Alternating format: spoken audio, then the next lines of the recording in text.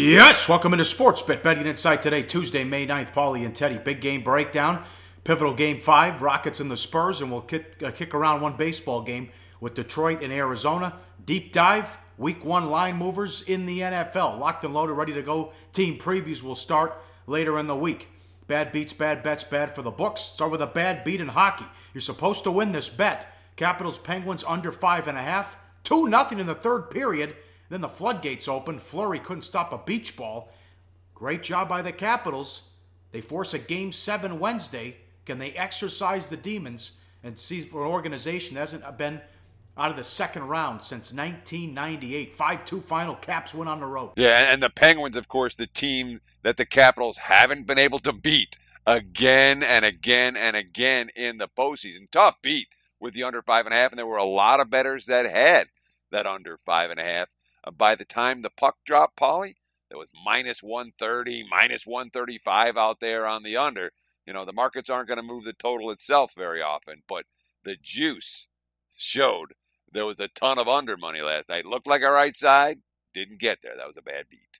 Penguins have been terrific. Game 7's on the road.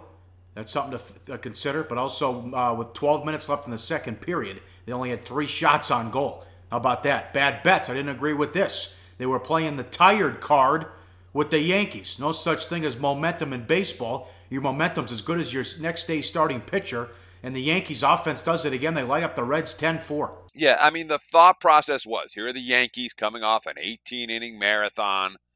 We got to bet against this team. And, of course, they were the only team to play on Sunday night. Everyone else had the night off. And money poured in against the Yanks. And the total took under money as well. Oh, they're going to be tired. They're not going to be able to hit. Well, the Yanks went over the total by themselves. It was 3-0 in the first. The game was never in doubt. And for the fatigue factor, let's put it this way. Every single Yankee had either a hit, scored a run, or drove in a run. And you're going to see this thinking at times in the betting markets over the course of a long season. Never forget, the most important player for the game is going to be the starting pitcher. It's Masahiro Tanaka. And remember, Tanaka had already flown ahead to Cincinnati, not impacted by the Sunday marathon in any way. Usually it's the you wait a day and then bet against them. Maybe they're going on adrenaline too as well. Bad for the books. Oh my God, it happens again. Favorite and the over, another blowout. 15 of the 16 second-round games decided by double digits. Warriors destroy the Jazz in our play of the day. Easy with the over. Yeah. We're getting on a little bit of a run here with the play of the days, which is nice to see, Pauly. And this was not a good result for the house. I mean, bettors all over the 3-0 team, the team leading 3-0 to get the money again, and they did. And, I mean, the Warriors were fantastic last night. They really were. Curry, Thompson, Green, Durant combined for 86 points on better than 50% shooting, 24 assists between them, almost flawless team basketball. Golden State gets the money, over gets the money, books take a beating. Faraway places, you can lay $4 that it'll be Golden State and Cleveland in the finals. Yeah. I mean, who the hell's going to beat these teams in a series the way it looks? The first time in NBA history, 2 teams have started the playoffs 8-0, Teddy. Sure, which tells us that they have not yet been tested. There'll be a test yet in this postseason for at least one of those 2 teams, maybe both of them. I'm not saying that I see a Boston or a Washington or a Houston or San Antonio beating them, but at 4-1, I mean, you know, laying 4 to win $1, that's not a value proposition in my opinion. All right, the Orioles, another bad for the books. 20-cent move, 15-cent move on the Orioles, and the over 9. And Gonzalez got lit up with some home runs here. Gossman pissed off after he was tossed in the second inning against the Red Sox. He pitched well early. Yeah, I mean, you know, Gio Gonzalez gives up more home runs than strikeouts. And whenever a pitcher does that, you know what the outcome's going to be. Joey Ricard goes yard. Mark Trumbo goes yard. Trey Mancini. Mancini the Masher. 83 MLB plate appearances. Hit his 10th home run. Got one last night. And, of course, Baltimore gets the money. The over gets the money. Neither good for the house. 40-cent move on the Dodgers. $1.80 to $2.20. It was Alex Wood going against Williams. A 6th spot in the first. And Taylor hit a grand slam. Yeah, I mean, Taylor's got a 1.077 OPS entering the game, a power surge that not many expected. But, you know, no regard for Trevor Williams for Pittsburgh, and deservedly so. Dodgers wire-to-wire job. Alex Wood getting some love from the betting markets. And at some points during the day, I mean, this line went through the roof. I saw as high as 270 during the day, Pauly, before a little bit of buyback before the final pitch, or the first pitch. All right, pivotal Game 5 up next. Rockets and the Spurs. 4 blowouts in this series. And we'll get to the Tigers and the Diamondbacks. Numbers on Verlander you will not believe coming up on SportsBit. Betting Insight today on SBRPicks.com. Go to SBROdds.com. Browse, compare, and shop live odds available at top online sportsbooks. Back on SportsBit, Betting Insight today. Pauly and Teddy. Follow us on Twitter at Pauly Howard, at Teddy_covers. One game tonight in the association. Let's get to the Rockets and the Spurs. Game 5. Rockets and the Spurs, rather, at home 5.5. 214.5 the total. Look at the 4 games here. Game 1, Rockets blew them out. Game 2, Spurs answered. Game 3, Spurs 103-92. That was a tight game in the second half till the Spurs blew it open. And then the Rockets 125-104 with the win in Game 4, series tied at 2. Now, tough handicapping conundrum here. Number 1, it's hard for the bookmakers because usually when you see a series 2-2, you would assume it's like Washington and Boston, right, where the home team's 4-0. Well, here, 4 blowouts, but Houston won at San Antonio and San Antonio won at Houston. And also, as you've seen with the games, the team that jumps out early has been able to dictate pace, Teddy. It's fascinating. That's just it. I mean, pace has been the key to this series. Whoever's got the early pace has won each of the 4 games. When the Rockets were able to jump out, they keep up the pressure. The Spurs couldn't counter.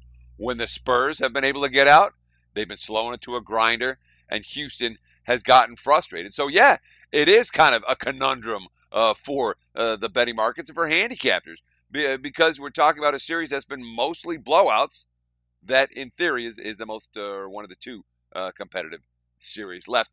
The question that I want to ask you, Paul, and I want to ask in general is, at this stage of the postseason, and when you talk about these series, Games 5 and Game 6 stand out, both short-term and long-term, as the games where the home floor tends to mean the least. All right, home team's only 2-2 straight up in this series. Now, the Spurs are favored in this game at home by as much without Tony Parker as they were with him earlier in the series, in a situation where the value of the home court, again, in my opinion, declines as the series progressed. I'm surprised this line is held at 5.5, and I would expect to see some Houston money. I think this line goes down to 5. If you like the Rockets, I bet them sooner rather than later. Yeah, the line surprised me too. I had opened up 6 in this one, and you see how dangerous that Rockets team is when the threes. Now, it's funny. It's funny and frustrating because I have a future ticket on them. Is when they lose, or so far in this series, everyone's been bad. And when they win, everyone's knocking down threes, and it's bombs away, and they're on the same page. You can't get something in the middle. And how about this? Game 3, Harden, 43 points on 28 shots. That was the bad James Harden because he didn't get anyone else involved. He played like Westbrook. 5 assists, 5 turnovers, and the Rockets were minus 14 in 40 minutes with him on the court. Game 4, that's the Harden we like. Sharing the ball, getting others involved, and they were knocking down threes off his passes. 28 points on 18 shots, 12 assists, only 4 turnovers, plus 28 in the 34 minutes with him on the floor. And I love how they got to get San Antonio in switches because every time Aldridge winds up on Harden, Harden has to take him with a rack. It's like stealing in Game 3 when he had that mismatch. He was settling for jumpers too much. Sure, well, look at the numbers. 28 shot attempts, 5 assists, 5 turnovers in Game 3. 18 shot attempts, 12 assists, only 4 turnovers in Game 4. No surprise, the Rockets were much better. Harden has to be a facilitator for his teammates as much as anything else that he does. You really look at his quote. I just tried to play with pace in Game 4. Once we got stops, just be aggressive, whether it's move to the basket or make an open pass. My body movement was key, just push the ball, but the whole purpose was to get stops. And then, of course, you look at the other end of the equation. Here's the quote from Coach Popovich. Quote, I think our defense was pretty defective. Patty Mills, quote, they made a few adjustments that we just couldn't adjust with them on the fly. It ended up leaving us soft and exposed, our individual defense, which they took the chances and drove on us. And that's what Houston did. When Houston is the aggressor, when they're able to drive to the hole, You know, these are areas that the San Antonio legitimately misses Tony Parker's tactical experience, and it does give the Rockets an edge when they're the aggressor. But big loss for Houston moving forward, Pauly. Really, you can't underestimate. Nene done for the rest of the playoffs. He was a wild card in that defense. Throw this graphic up. Houston points per 100 possessions defense in the playoffs. Nene 161 minutes, 97.4. You see the other Rockets there as well. Popovich quote in the OKC series, people who are just fans and not really basketball buffs might not notice him as much as someone else. His aggressiveness, his scoring, his defense, and just his activity were really important in that series, end quote. Not to mention he had the 12 for 12 shooting game as well. Now we'll see what D'Antoni decides to do. Will it be Anderson more at the 5, backup Capella, and also what D'Antoni did late in the Game 4 win was the 3-guard lineup, and you saw Gordon got hot too, and Lou Williams. Will he toy with the 3-guard lineup and maybe more Ryan Anderson at the 5? It wouldn't surprise me if he did, and Houston, without Nene, maybe playing some of their best basketball in small ball. Worth noting, let's flash that graphic one more time real quick right here. You see Nene's at the top. Look at the guys at the bottom for the Rockets in points per 100 in terms of defense in the playoffs. Well, there's the other center, Clint Capella, he's at the bottom, and Ryan Anderson, who's going to play some 5 in this game without Nene, also near the bottom. So not only is it the loss of their best postseason defender, the guys who are going to be on the floor when he's not are not going to play anywhere near that level of defense. And Harrell likely to get some minutes for Houston as well, but this is a guy who's only played 18 minutes in the postseason, has not yet been anything resembling a factor. Nope. Anderson's been shooting the ball well. Maybe he can slow down Aldridge somehow, some way, like he did in Game 1. Game number 2, live odds, sportsbookreview.com and SBR odds. Make sure you're betting with a trustworthy shop out there. Tigers and the Diamondbacks. Arizona 115, 8.5 the total, over 120. The roof expected to be open Tuesday and Wednesday. It's Verlander against Ray. Let's start with Verlander. 16-9, an ERA of 3 last year. This year he's 2-2 with a 4.21. The decline is real. And Teddy, if you want to explain these rates, look at this graphic here, as this is some staggering numbers where he is getting up there in age and headed in the wrong direction with all his numbers. Yeah, and Verlander's been heading in this direction for a couple years. But let's start with the roof, okay? On the blurb below, you're going to see a URL for the Arizona Diamondbacks, and you can check every day to see if the roof is open or closed. It makes an enormous difference on how the ball carries. The ball carries when it's open, and in a few weeks it will be too hot to be open in Phoenix, and we're not going to see it open maybe until September. But when the roof is closed, the ball doesn't carry anywhere near the same way. Now let's talk about some of the key metrics. And we talk about advanced metrics. We're not talking about wins and losses and ERA and the stuff that you looked at on baseball cards when you were a kid. We're talking about 2017 advanced metric numbers, how to judge pitchers. All right, there's 4 that we use a lot here on the show. We have K percentage, strike percentage, or strikeout percentage, say. That's percentage of batters any pitcher strikes out. Then the opposite, BB percentage, the percentage of batters that walk for any given pitcher. The third metric we talk a lot about, ground ball percentage. Ground ball pitchers have better numbers. The advanced metrics like the ground ball guys more than the fly ball guys. Ground balls don't become home runs. So the ground ball percentage is the percentage of contact made that is on the ground. And then last but not least, the swing strike percentage. That's the percentage of misses, of pitches that are swings and misses. The better pitchers are going to have a higher swing strike percentage. The weaker pitchers are going to have a lower swing strike percentage. So what does all this have to do with Justin Verlander? Let's get the graphic up there right now. Let's see. Last year, when he had his struggles, this year, when he's having even more struggles. Okay, 2016, the strikeout percentage higher, walk percentage lower, ground ball rate higher, swing strike percentage higher. All of those numbers are down for 2017. These are major issues for Justin Verlander when you're the wrong direction in every category, when you've gone over 200 innings pitched in 9 of the last 10 seasons, when you're now 34 years old. Yeah, I wonder if Justin Verlander has lost a gear that he's just not going to be able to refine. Not as simple as people think it is. Well, if they can't get anybody out, that shouldn't be that difficult. Look at this. Detroit bullpen, 30th in ERA, 30th in FIP. Oh, and we talked about on the show yesterday about the issues in Oakland when he blew back-to-back saves. D-backs off to a solid start. Goldschmidt back on his game after falling off in 2016. Maybe it was the case of not having the hitters around him to protect him, Teddy. Well, yeah, last year all the injuries that Arizona suffered, and Pollock getting hurt early, and I mean half of that lineup was out by the All-Star break, and his numbers took a big decline. Well, so far this year, right back to where they've been. In fact, when you look at the on-base percentage, he's at the highest of his career. And, you know, for Arizona, it's the same story with Robbie Ray. You know, this is a guy that can throw the ball through a car wash without it getting wet. He's got the speed. He's got the strikeouts. The question is, will he ever be able to find the strike zone enough? And then look at the numbers. 2017, his strikeout percentage, he's 4th in the big leagues. Nearly a third of opposing batters have struck out.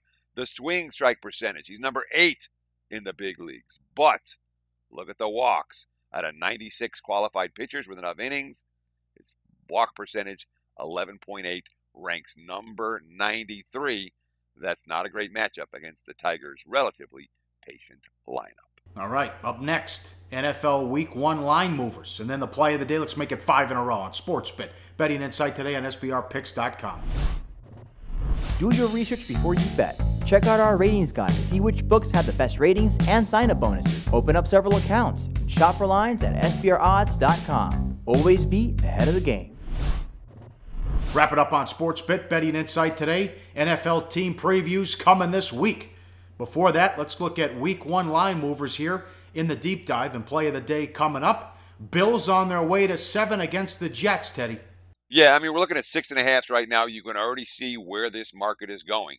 Nobody is going to want the Jets come August. There's too much veteran talent lost, and the replacements, at least on paper, haven't impressed anybody. You wonder, you know, Todd Bowles might look back one day and wish he was fired at the end of last year so he could be a defensive coordinator this season instead of being in line to be what looks like a very ugly season for the Jets already.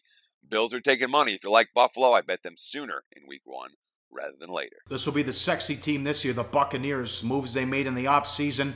They took money early at Miami down to 2. Bucs are hot, and Miami lined at only 7.5, even though they have Gase, who's a good coach, and they won 10 games and made the playoffs.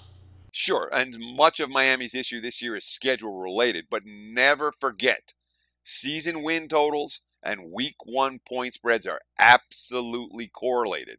And when you see Miami as a 7.5 win team and Tampa lined higher, you know that line's not going to hold at 3. It's already down to +2. The game's at Miami and dropping. If you like the Bucs, again, this is one you want to bet over this summer and not wait until August. I agree with this move. Money on the Ravens in Cincinnati. They took Ross with the 9th overall pick. I don't like that. He could be good, but that's too high. I don't like Marvin Lewis or Dalton. And I like this Baltimore team. They were one play away from winning the division. If they tackle Antonio Brown at the 1-yard line, they would have beat the Steelers on the road. It's a nasty defense. Just have to fix the offense. Yeah, but I mean, Cincinnati is a team that, for as much as everyone hates Marvin Lewis, think about where the Bengals were before Marvin Lewis got there, and think about in the regular season how competitive Cincy has been for the better part of the last decade. Now, last year, a huge drop-off for the Bengals. The markets are asking, was that a 1-year reversal, or is this a franchise heading south and the time to go against them is now? Certainly the early money says the latter, not the former. Baltimore already down to +1 from +2 at a lot of books. This line is headed towards pick'em. This makes sense. Colts early money. 3.5 in Los Angeles against the Rams. McVay, the new coach. Goff was horrible last year. And remember, they were shut out Week 1 on Monday night. Oh, yeah. Remember, they were like steamed up to like 5-point road favorites in that game at San Fran on Monday night, that 28-0 whitewash. And one thing you can count on, particularly for Week 1, is the teams, the bottom feeder teams that nobody likes, nobody's going to like them. And you're not going to see a lot of LA money here. They're not going to attract positive betting attention. And look, Sean McVay, new assistant across the board, it's going to take a while for this team. May take as long as any in the NFL to build the chemistry. Colts up to 3.5, and we know this number could easily go higher. All right, here's another one, the 49ers. No one wants to bet. Look at this line. This went from 3.5 up to 5 in some spots. Carolina at San Francisco, and I love Carolina taking McCaffrey at number 8. He's been killing it so far in practice. Yeah, and I don't know if there's a team that's going to be happier to get back on the field with everyone healthy than Cam Newton and the Panthers. Remember what a disappointment last season was. We would expect the Panthers to come with a chip on their shoulders. And San Fran, nobody's going to want San Fran. Nobody's betting the bad teams. This line, too, even if you missed a 3.5 or the 4, you can find a 4.5 right now. Who knows how high it'll go? It could be 7 by opening day. And the Giants, no surprise here. Week 1 at Dallas, Sunday Night Football. Giants swept them last year. Early money on the dog. Yeah, well, you remember that Week 1 game last year? That was 20-19 or something? It was a competitive contest right to the final, exactly. And this has been a dog series. Even though the Cowboys were fairly good last year, better than they had been as home chalk, they long-term have been a disaster as home chalk under Garrett. No surprise that the G-men have attracted some early betting money. But is this a rush to the window and lock up your money at plus 5.5? No, I don't think it goes a whole lot lower than this. Maybe a 5. Not worth locking your money in May for a game that won't take place until September for a half point between 5 and 5.5. It's just not worth it. All right, money time, play of the day. Let's stay hot, keep it going. What are we doing, Teddy? Yeah, you're like downplaying this MLB. I'm into MLB right now, and certainly it's a time of year you can make money betting baseball. May's a good time. June's a good time. Play of the day goes to the game we talked about earlier in the show. That would be the Tigers and the D-backs. Let's take this game over 8.5. You have to lay a little bit of juice, minus 120 to do it, but fewer sights more common this season than Brad Ausmus having to remove a struggling pitcher. But what does a manager do when there's no one left to point to? Take the Tigers and the Diamondbacks over the total, 8.5. That is our play of the day. Give me to August. Give me to preseason football. We'll do team previews coming up in the NFL, and Game 5 also tomorrow on the show. Wizards and Celtics. 4 blowouts in that series. Big show coming up. We'll talk to you then on SportsBit. Betting Insight today on SBRPicks.com.